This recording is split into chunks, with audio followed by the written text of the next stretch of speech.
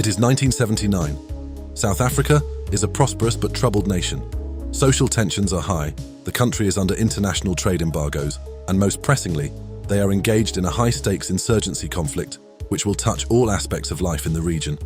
Whether it be aiding neighbouring Rhodesia in its own insurgency war, fighting rebels on the border, or repelling Angolan MiGs, the South Africans, with their small, lightly equipped but deadly fighting force, become a fearsome military in the region. Their level of efficiency is demonstrated to be not unlike the Australian Defence Force. Today, we look at the intense air wars South Africa fought from 1966 onward, in a series of increasingly intense border conflicts with insurgents from Namibia, Angola, Zambia, and within South Africa itself.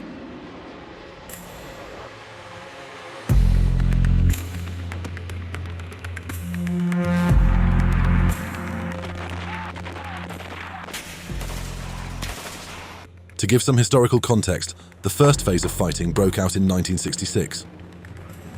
At this time, Southwest Africa, now Namibia, was petitioning for independence from South Africa. When their attempts failed, fighting erupted between the South African Defence Force and the Southwest African People's Organisation, or SWAPO. Specifically, SADF forces began facing armed attacks by the SWAPO's armed militia wing, the People's Liberation Army of Namibia, or PLAN.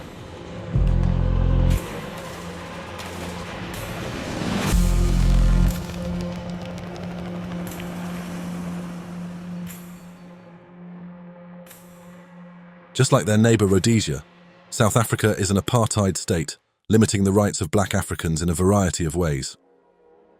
This issue has drawn attention from the Western world for some time. Rhodesia, occupied by its own war, is under international trade restrictions and embargoes for upholding apartheid policies. Nevertheless, both South Africa and Rhodesia stand by these policies. Soon, South Africa too will feel the consequences of international embargoes and restrictions.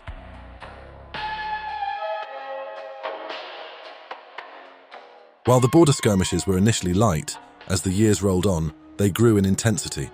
The Angolan Civil War in 1975 broadened the conflict. Angolan Democratic Forces, the UNITA led by Jonas Savimbi, defeated Portuguese colonial rule and declares independence.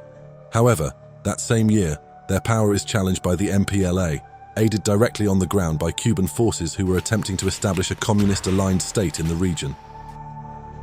South Africa had been allied with the Portuguese forces in Angola previously. Now they would take the side of Savimbi's UNITA and Holden Roberto's National Liberation Front of Angola, or FNLA.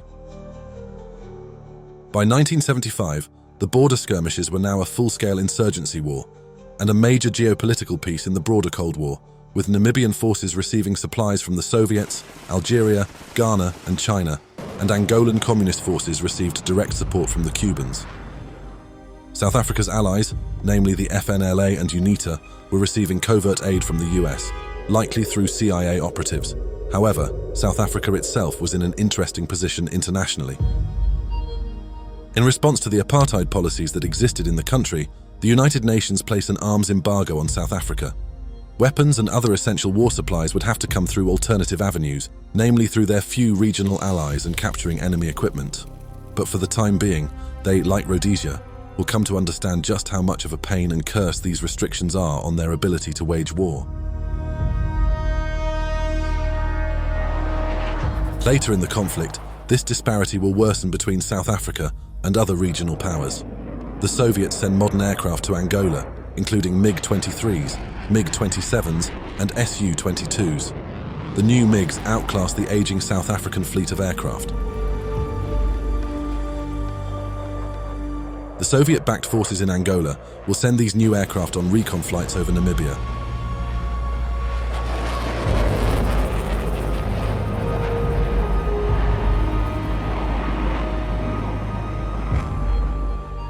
At the same time, the Soviets send air defense systems to Angola using Cuban forces in the region to aid.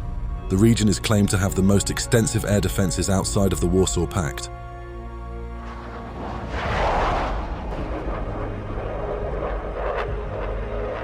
To understand South Africa's air wars, we must go back to the late 1970s. they have been operating older Commonwealth aircraft, as well as the Mirage 3. In 1978, however, this all changed. The arrival of the new Mirage F1 CZ becomes a game-changer. It is arguably the best multi-role fighter a smaller military can acquire at the time without breaking the bank. On the 3rd of November 1978, 3 Squadron is deployed to Ondangwa Air Force Base, equipped with their new Mirage F1 CZs. The F1s are good aircraft, and they won't have to wait long to put them to the test, as the coming decade will see the most intense fighting in the region. It is March 7th, 1979. Cross-border raids are becoming more aggressive against South Africa. The previous year, an operation was undertaken to quell the effect of insurgent forces. Operation Reindeer, as it was known, was a success, but this victory didn't last long. SADF forces push into Angolan territory and attack several SWAPO outposts, which are being used as staging grounds for incursions. This will be Operation Rekstok. Coinciding with this is Operation Safraan, in which forces strike PLAN bases in Zambia. The South African Air Force play a significant role in these operations. Supporting from the air are Canberras and Mirages. A strike group of Mirage 3s and Canberras head over Zambia to hit strongholds, clearing a path for troops before heading to Henhombe, Angola to strike a SWAPO base. The next day, they are tasked with more ambitious missions, striking targets at Wambango, Mwongo, Vila Franca, Oshono, and Kapindi. Thus far, the strikes are effective, and ground forces have seen success. On March 14th, 2 new missions, both strikes within Angola. The first flight head out to strike an African National Congress camp at Nova Katenge, southwest of Lobito, Angola. After a successful strike, they head back to base. The second group head out to what is believed to be an enemy camp in Adiva, Angola. The flight heads in, led by Mirage 3s and trailed by several Canberras. However, disaster strikes. One of the Canberras is unexpectedly hit by some sort of anti-aircraft fire and immediately plummets to the ground. The flight, low on fuel, must return to base, but a search and rescue flight of Mirage F1s take off and being circling the site. When the rescue team arrive, they find both pilots fatally wounded, an uncommon loss for the SWAF. The 2 operations are large for the time, but nothing compared to what is coming. Cross-border raids continue to plague South Africa. In 1980, it was decided that another operation was needed to clear out insurgent bases. Once again, it was the border regions under threat. A large-scale sweep against SWAPO forces would take place, larger than previous operations, and with that, Operation Sceptic was drawn up.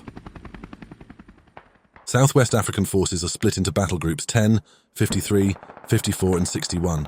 Battle Group 54 is to push up into Angola and knock out a SWAPO headquarters referred to as Smokeshell in Chifufua. SADF troops in the other 3 battle groups will then need to secure an area in the region of Mulemba to make room for a helicopter advance airfield, then clear out 13 smaller bases east of the headquarters, which had been identified by recon flights. The airfield would primarily be used to send troops up to Smokeshell via helicopter. Mirage F1s are to be used in air-to-ground roles, carrying rockets and bombs. On May 25th, the first phase begins. Battle Group 54 pushes into Angola, clearing a small path to Smokeshell. They encounter unexpected PLAN resistance, but the advance continues swiftly. It will still take them some time to finalize Phase 2 of the attack. On June 7th, the first of the airstrikes begin. To support SADF forces, Mirage F1s begin attacking the major bases at Lubango. 2 aircraft received damage over the heavily fortified bases, surviving the incident. A second attack occurs concurrently against Smokeshell, using Mirages and Buccaneers. By this time, Battle Group 54 has nearly completed its objective, and on June 9th, they have reached the staging area 90 kilometers inside Angola and start setting up the advance airfield. On the morning of June 10th, the large-scale phase of the operation begins. The three other battle groups leave Inhana towards Smokeshell. At 8 a.m., SWAF Mirages, Buccaneers and Impalas are tasked to three targets: Smokeshell, Mulola and Ondova, which the battle groups hope to reach by late that afternoon. However, this time, the PLAN are ready to counter these strikes with far heavier AA. They have 23mm guns and SA-7 missile sights. The South African Air Force take off and head into Angola. On the ground, there are a number of difficulties. No one has been able to supply enough aviation fuel to the advance airfield, and helicopters can't ferry troops to Smokeshell. Nevertheless, the airstrikes soften up the three designated targets in a show of force. Midday arrives too soon, and the advance is going far slower than expected. Battle Group 53 begins counter-attacking PLAN forces east of Mulemba, covering the way for Battle Groups 10 and 61 to attack Smokeshell directly. The SWAF continue striking Smokeshell and other targets of opportunity within the vicinity. Luckily for the SADF, PLAN troops have been distracted by the aircraft overhead, focusing their attention and firing at the passing jets. The arrival of the two battle groups at Smokeshell catches the PLAN off guard. The SWAF hold off the air assault, giving troops on the ground time to overrun the facility. Intel comes from the ground force. Smokeshell is reported to be a complex network of underground bunkers and defenses, more advanced than expected. Soon, chaos breaks out. The PLAN has regrouped, and they begin a strong counterattack, turning the 23mm AA guns against the advancing troops in the base. The counterattack results in a number of casualties. The AA guns tear to shreds a number of vehicles, killing those inside and those fleeing. As the sun sets, the troops are forced to pull back, leaving the base to the PLAN. Attacks will resume the next day, and over the next 3 weeks, relative victory will be achieved by the South Africans. On June 29th, the decision is made to begin withdrawing back to Namibia. Suddenly, they are attacked by the People's Armed Forces for the Liberation of Angola, or FAPLA. The SWAF are called upon to support the withdrawing troops. Jets move in to provide cover and suppress forces attempting to cut off the retreating battle groups. For the next few days, fighting will be non-stop, and the Air Force will continue to cover the withdrawal. Finally, the last of the troops make it back on July 1st. A chaotic operation, it is a precursor to the types of battles that will be faced with increasing intensity over the coming decade. On the 23rd of August 1981, the campaign would move to its next phase.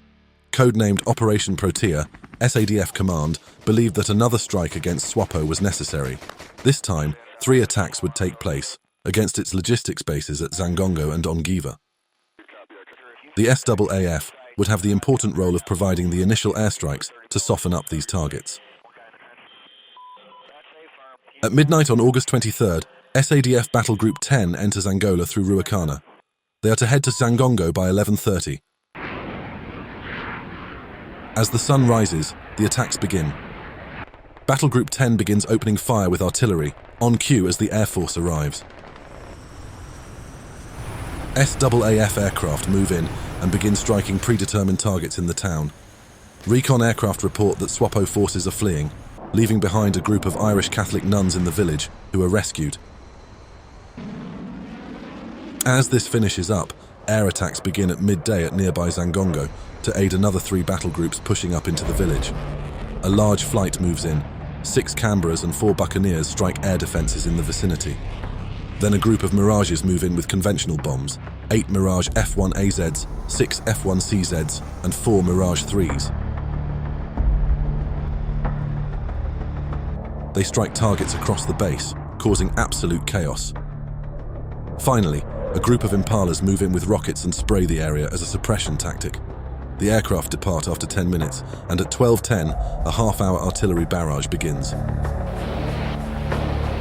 By 13:45, the troops had pushed up into the area, but were now pinned down by ZSU AA guns being sprayed into the bush. An observer aircraft spots the guns and calls in air support. Mirages turn up and begin bombing, but they miss the target. They try again, but to no avail. The observer aircraft flies directly over the target and fires a smoke rocket as a marker, but by this time the Mirages are out of fuel and ammo. However, unbeknownst to the observer, his smoke rocket had directly hit the gunner of the ZSU, and by 1800 hours, the troops had secured the area. On August 27th, a new phase begins. Today, troops will attempt to secure Ongiva from the PLAN, which includes an airfield. Battle Group 10 leaves from Zangongo toward Mongwa, and then towards Ongiva. At 7 a.m., the attack will begin. Early on, the SWAF do a pamphlet drop over the town, warning the civilians and FAPLA to move out, since their fight is with the PLAN. As the clock strikes 7 a.m., 2 Mirage 3s move in for the first strike of the day. They are to strike anti-air defenses near the runway. They open fire, striking targets, but anti-air coverage is stronger than expected. An SA-7 fires off a missile, hitting the tail of one of the aircraft. They return to base, and a second group, far larger than the first, is prepared to take over. At 7:45, 4 Mirage F1 CZs move in and begin hitting whatever they see taking shots at them. Both AA guns and SA-7s begin firing into the sky. 2 minutes later, 4 Mirage 3s show up to carry on the strike. They see some success, but AA fire is strong. Then, 4 minutes after this, another 4 Mirage 3s roll in.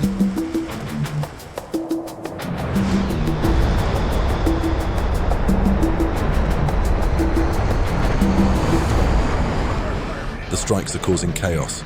Things are more intense than expected. At 8 o'clock, 10 Canberras and Buccaneers roll over the town, but are way off target.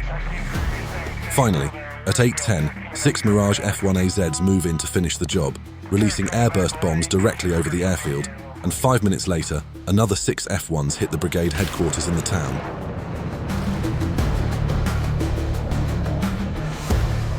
The day ends in relative victory, as the troops finally make it to the airfield, albeit after receiving much more heat than expected. Upon taking the airfield and the headquarters, they discover 13 dead Soviet advisors and 1 still alive. The SADF reports that a mechanized FAPLA convoy is escaping northwards along a particular road, and the next morning, Mirage 3s and Buccaneers hunt them down and destroy most of the armor.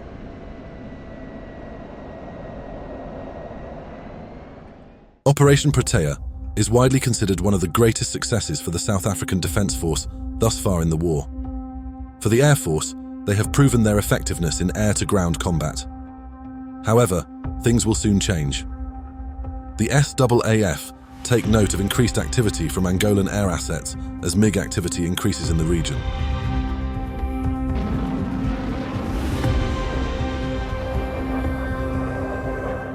On November 6, 1981, the SWAF will see their first air-to-air victory since the Korean War. At Ondangwa, 2 MiG-21s are seen heading towards South African territory. 2 Mirage F1s are scrambled. Flying lead is Johan Rankin, with his wingman Johan du Plessis. Taking off, they pitch into an unrestricted climb, reaching 25,000 feet before leveling off over Kahama. Du Plessis suddenly sees the MiGs flying in the opposite direction, parallel to them. The Mirages jettison their tanks and turn left, coming in behind the unsuspecting MiGs. The team move in for the kill, but the MiGs are heading into the sun. There's no way the Matra 550 will track the enemy aircraft, so Rankin moves in and fires a burst of cannon shells, striking a MiG's fuel tank. The 2 MiGs suddenly pull to the left, a one-circle fight. Du Plessis takes on the second MiG, trying to line up a missile shot. Rankin continues to chase the lead. Suddenly, the lead decides to reverse the turn, a deadly mistake. Flying directly into the gun sight, Rankin shoots the MiG at extremely close range. It fragments into pieces, the pilot barely managing to eject. Rankin quickly pulls out of the way of the cloud of debris. Meanwhile, Du Plessis lines up the wingman twice in this high G fight, but his Matra missile will not fire. It has G limit restrictions. Everyone breaks off. Returning to base, Raskin is hailed a hero. Nevertheless, the victory is short-lived, as enemy forces continue to expand. May 13, 1982, sees a second air victory, at least technically. A Mirage F1 sees an Angolan Mi-8 idling on the ground. This helicopter is transporting senior officers. The Mirage moves in and fires off its cannon, strafing and destroying the chopper, and earning what was on paper described as an air-to-air kill. The next real Air Force kill will not take place until October. October 5th, 1982, will see the broadest air combat yet. That morning, a pair of Canberras are sent on a recon mission. Their job is to scout the border regions for SWAPO camps, which might be used to launch missions into South Africa. In the first Canberra are Commandant Bertus Berger and Major Frans Conradi. In the second is Major Des Barker and Major Gert Swanepoel. 2 F1s are sent to trail as escort. Flying lead will be Johan Rankin, over a year after his first kill. His wingman is Captain Cobus Turian.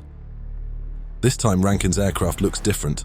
It is wearing the first of a new blue-grey low-visibility scheme, looking sleeker and less obtuse than the standard camo of his wingman's aircraft. The aircraft are still on the ground with engine problems and take off far behind the Canberras. At 10:28, the Canberras are picked up by Angolan radar at Kahama. The Angolans believe they are alone.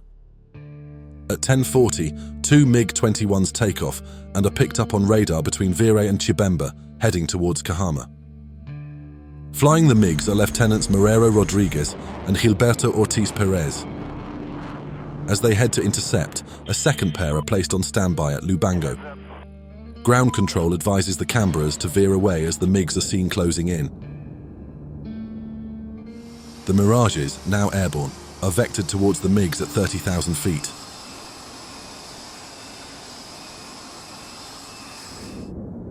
As they close in, the MiGs pick up the Canberras at 10 nautical miles off the nose and move in.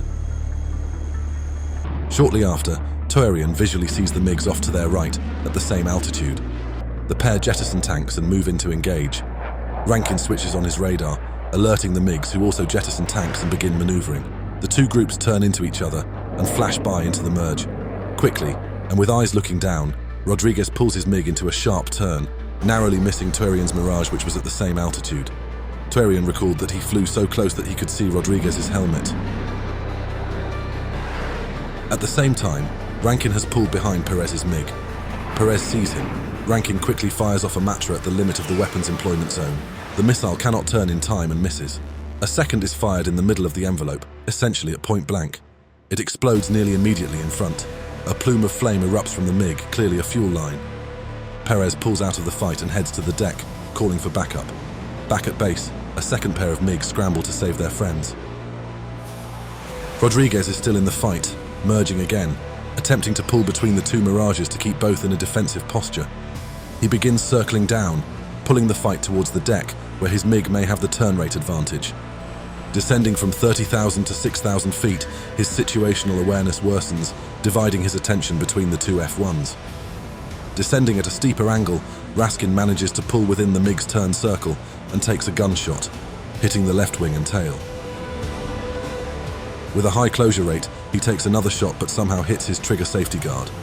He undoes this, now only 200 meters away, and takes a final shot, hitting a fuel line that burst into a plume of smoke and flames. This supposedly causes a compressor stall on Raskin's aircraft, as both Raskin and Turian overshoot the MiG. Rodriguez manages to escape safely from the fight. The Mirages lose visual ID and both split off back to base, concerned the other two MiGs will soon arrive on the scene. The backup MiGs, however, had lost the Mirages on their scopes and had been circling Lubango. For Johan Rankin, this second successful engagement further elevates his status in the South African Air Force.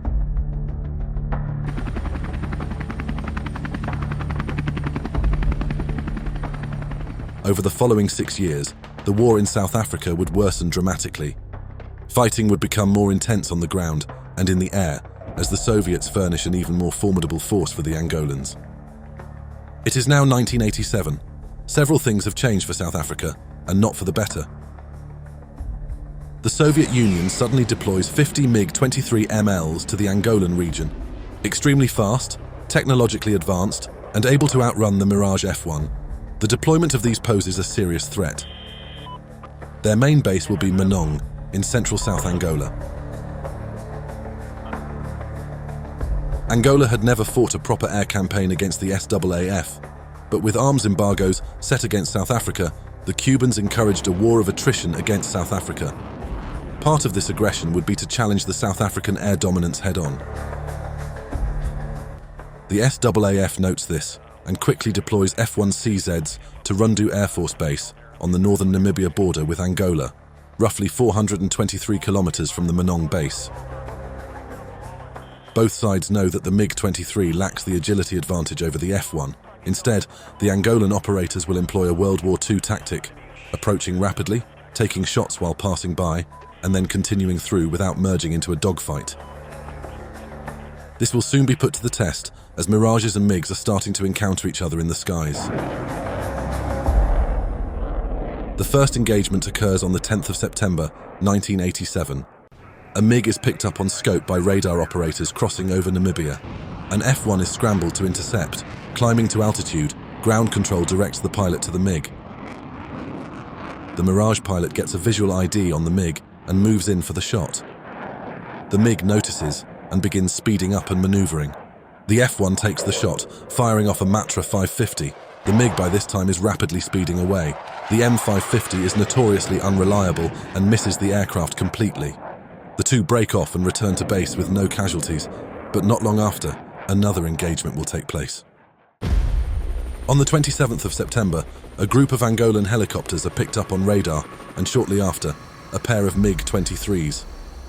Leading this flight of MiGs is Major Alberto Le Rivas, and flying wingman is Lieutenant Juan Carlos Chavez Godoy. The aircraft are within intercept range. In response, 4 F-1s are scrambled from Rundu Air Force Base to make the intercept. Leading the South African flight is Commandant Carlo Gaggiano, and his wingman is Captain Arthur Piercy. Closing in rapidly, the flight is now above the MiGs, but ground control are confused. The flight lead looks down and suddenly sees the MiGs. He sees a flash. A MiG has fired off 2 AA-8s. The F-1s break. The first missile flies over the flight lead. The second flies next to Piercy and explodes, damaging the rear of his aircraft. The 2 MiGs flash past, too fast to be counted, and disappear. Piercy recalls the entire encounter was only 40 seconds long. He returns to base with a damaged fuel pump, electrical system, drag chute, and hydraulic system. Coming over the fence at high speed, he lands but overspeeds into the opposite fence. The aircraft is written off, but the pilot is okay.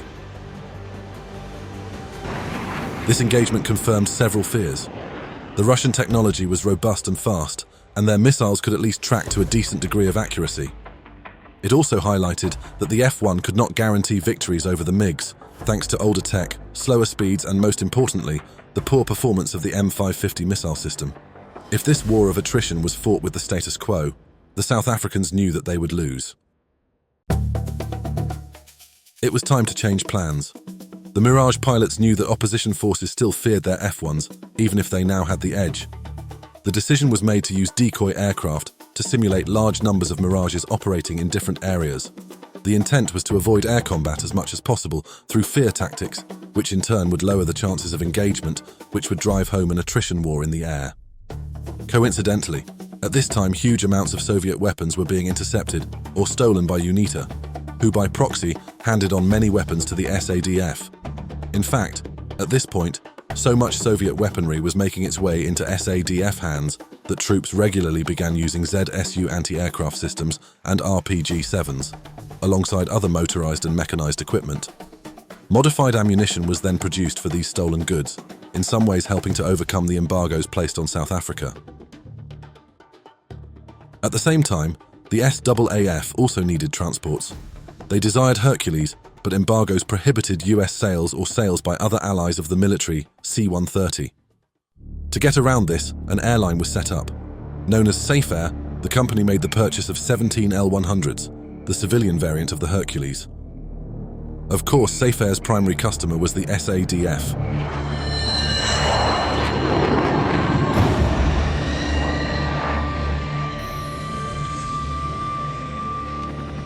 The war would continue, and these stories are just some of the many tales of success against the odds for the South Africans.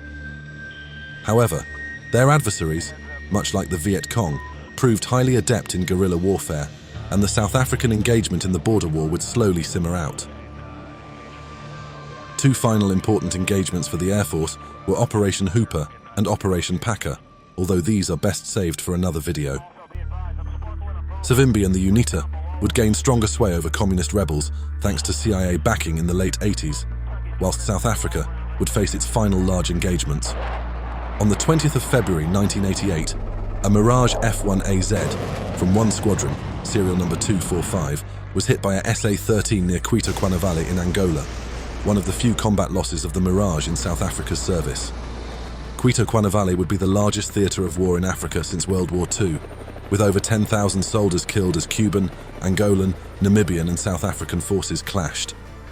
40,000 Cubans had been ordered by Castro to move south from Lobito in one final engagement before leaving the continent.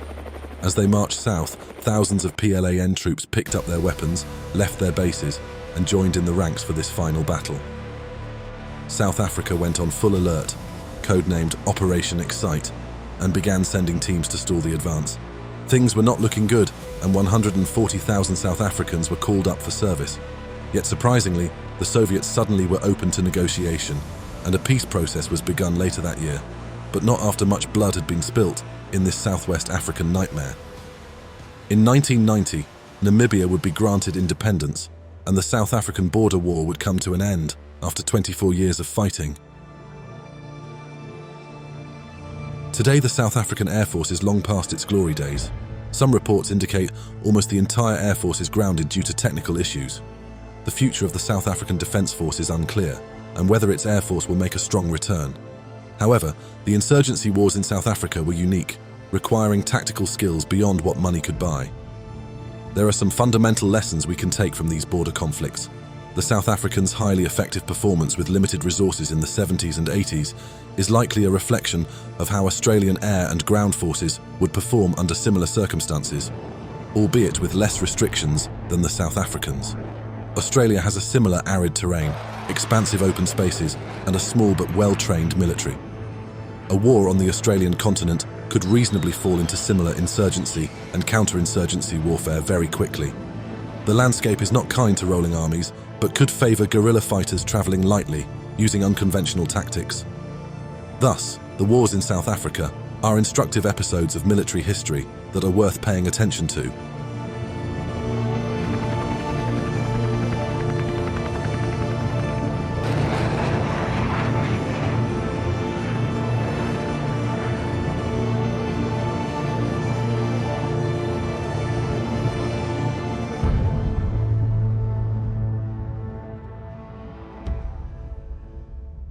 We hope you've enjoyed this video essay on South Africa's forgotten air wars. Please support us by subscribing to and liking our channel.